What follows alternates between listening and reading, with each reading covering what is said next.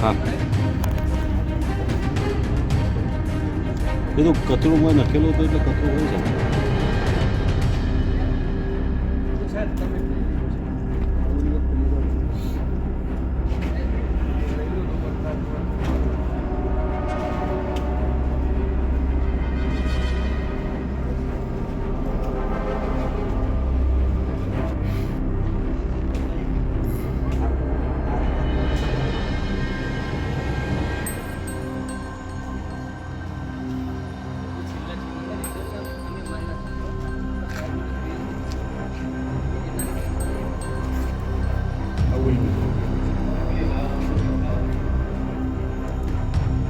એ તો છે ને, અમે આવી દઈએ બતાવી પાણી નાખી તમને રીત દેખાતું કે રીત કલર આવી ગયો શાઇનિંગ વાળો. સાહેબ, નકલી જીરાનો કાળો કારોબાર ખૂબ જ મોટા પ્રમાણમાં જીરાનો ઊંઝામાં વિસ્તારમાં થયો છે અને એના કારણે ઊંઝા બદનામ થઈ રહ્યું છે. શું કરવું જરૂરી છે? કેવા પ્રકારના પગલાં ભરાવા જોઈએ અને એના માટે જવાબદાર કોણ છે નકલી જીરા માટે?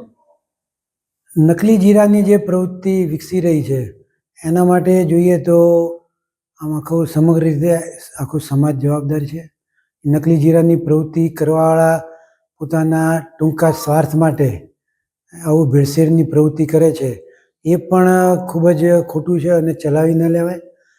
અમારી વારંવાર સરકારમાં પણ રજૂઆત હોય છે અને પોલીસ તંત્રમાં પણ અમે કહેતા હોઈએ છીએ, આરોગ્ય વિભાગમાં પણ કહેતા હોઈએ છીએ કે આરોગ્ય સાથે ચેડા કરતા આવા નકલી ધંધા કરવાવાળા ઉપર સખતમાં સખત કાર્યવાહી કરવી અને આ પ્રકારની પ્રવૃત્તિ સદંતર બંધ થાય એ દિશામાં અમારા પ્રયાસો અને પ્રયત્નો છે. નાણા કાકાએ કહી શકાય કે ફૂડ વિભાગમાં નીચે થઈને ઉપર સુધી ભ્રષ્ટાચારના આક્ષેપ કર્યા છે. તો શું માનો છો, અહીંયા ભ્રષ્ટાચાર થાય છે કે કેમ આ મામલે? ભ્રષ્ટાચાર તો હવે નાનો મોટો ખબર નથી. મારા હસ્તે તો મારો કોઈ વ્યવસાય નથી ને મારે એમાં પડવાનું થતું નથી, પણ મારી ધ્યાનમાં એવું કંઈ ફરિયાદો મોટી આ બાબતમાં નથી આવી.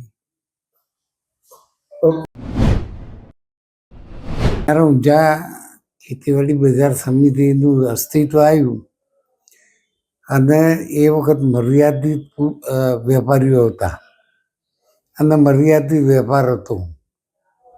પણ જેમ જેમ વેપાર વધતો ગયો એમ નવી જે લોકોને પરદેશનું કામ નહોતું ચાલતું એમની બુદ્ધિ કામ કરતી હતી કે કેવી રીતે પૈસા કમાવા.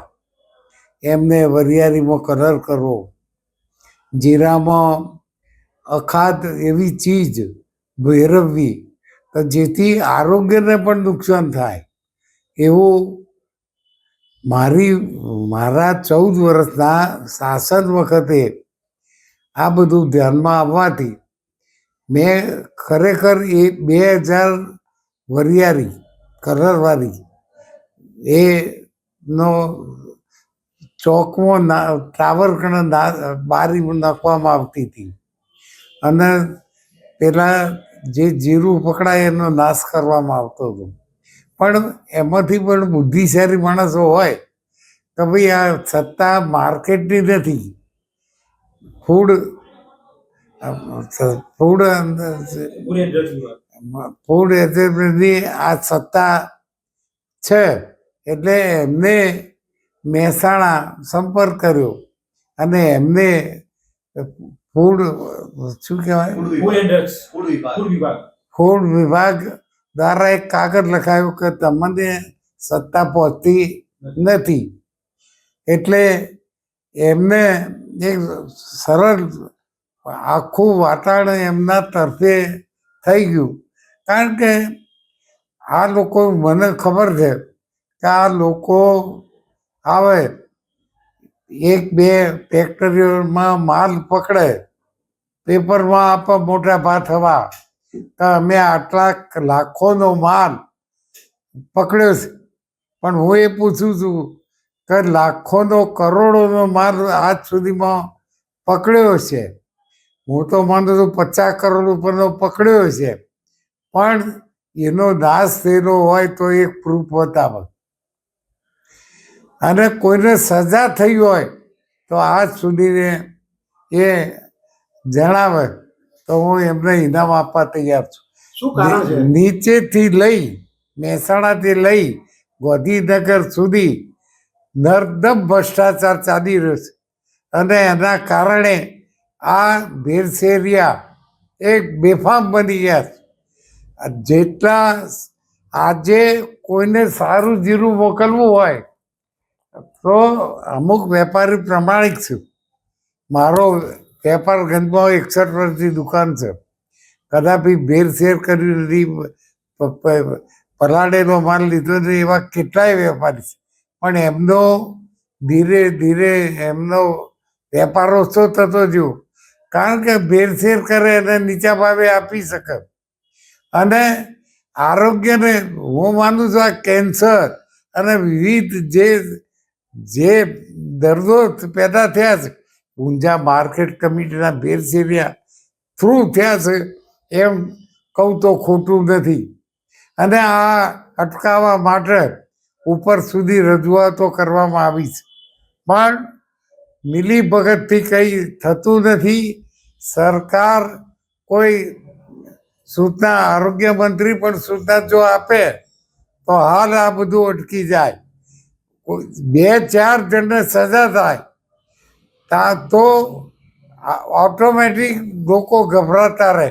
આ કોંગ્રેસના ધન્યવાદ આપવો પડે, જે 1-2 કોંગ્રેસનું અસ્થિર નથી તેમ છતાં એમને કલેક્ટરને આવેદનપત્ર આપ્યું, અને હમણાં પેપરમાં આવે છે કે 2-4 જણા ઉપર કેસ કરવામાં આવ્યો છે.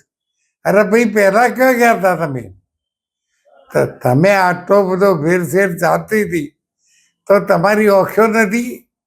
તમે એમને માલ નાશ કરી નતા શકતા, એને લેબોરેટરીમાં મોકલી શકતા નતા, અને એને સજા કરાવી શકતા નતા? આ ભેરસેર અને આરોગ્ય સુધી ચેડા કરી હોય તો આ ફૂડ વિભાગે કર્યું છે એમ સાથે ઠોકીને હું કહી શકું એમ છું.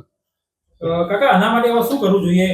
આના માટે સરકારે તાત્કાલિક જાહેરમાં માલ લાવી અને એના ત્યાં જે મૂકવામાં આવે છે નહીં, માર્કેટ યાર્ડને જવાબદારી આપવી જોઈએ કે તમારા ગોદામમાં આ માલ તમે રાખો, અને આ માલ જ્યાં સુધી ના એનો કોર્ટમાં ચુકાદો ના આવે ત્યાં સુધી મુક્ત કરવામાં ના આવે. કાકા, ફૂડ વિભાગ રેડો પાડી રહ્યું છે, તો તેની કામગીરી શંકામાં કઈ રીતે? ફૂડ વિભાગ એ 10મા બ્લોકમાં, જૂના સચિવાલય 10મા બ્લોકમાં બેસે છે.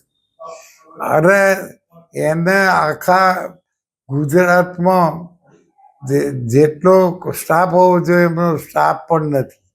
અને આ એમને તો અત્યારે કમાણી થઈ રહી છે. આ જેટલા દરોડા પાડે એટલી એમને કમાણી વધે, આ સાફ જ વાત છે. માટે પ્રમાણિક જે અધિકારી ભ્રષ્ટાચારી હોય એના ઉપર પગલો લેવા જોઈએ. આ મારું મંતવ્ય છે. મહેસાણાના ફૂડ વિભાગ વિશે શું કહેશો? બધે ઉપરથી રીતે બધે ચાલે છે. મહેસાણા હોય જે ને અધિકારીઓએ દરોડા પાડ્યા અને હજુ સુધી માલનો નાશ નથી કર્યો તો એ બીજું શું દર્શાવે છે? ભ્રષ્ટાચાર જ દર્શાવે છે. કાકા એક એપીએમસી